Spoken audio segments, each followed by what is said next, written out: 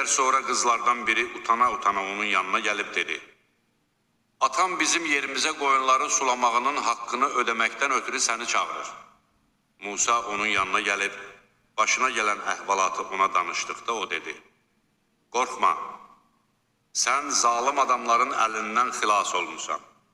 Qızlardan biri dedi: "Atacan, onu muzla işe götür. Çünkü o muzla işe götürdüklərinin ən yaxşısı, güclü və etibarlı olanıdır."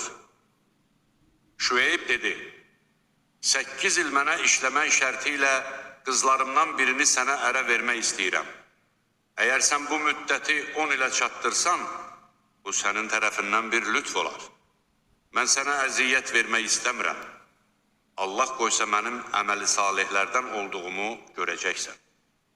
Musa dedi: "Bu ikimizin arasında olan razılıqdır. Bu iki müddətdən hansını başa çatdırsam, mənə qarşı haqsızlıq olmamalıdır. Allah da dediyimizə şahiddir."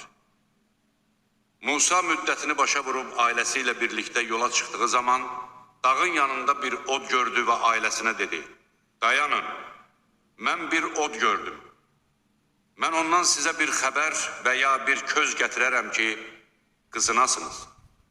Musa oraya gəlib çatdıqda, sağ tərəfindəki vadinin yaxınlığında olan mübarək yerdəki ağac tərəfdən ona nida gəldi: "Ey Musa, aləmlərin Rəbbi olan Allah mənəm. Əsanı yerə at."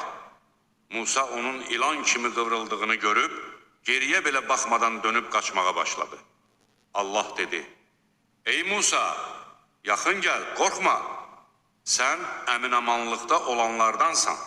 Əlini qoynuna sal ki, əlin oradan ləkəsiz, ağappaq çıxsın. Qorxu keçib getsin deyə əlini özünə sıx. Bu, Firavuna və onun əyyanlarına qarşı sənin Rəbbindən olan iki tutarlı dəlildir. Həqiqətən onlar fasik adamlardır." Musa dedi: "Ey Rəbbim, mən onlardan birini öldürmüşəm. Qorxuram ki, onlar da məni öldürələr. Qardaşım Harun dildə məndən daha bəlağətlidir. Onu da dediklərimi təsdiqləyən bir köməkçi kimi mənimlə birlikdə göndər. Mən həqiqətən də onların məni yalancı sayacaqlarından qorxuram."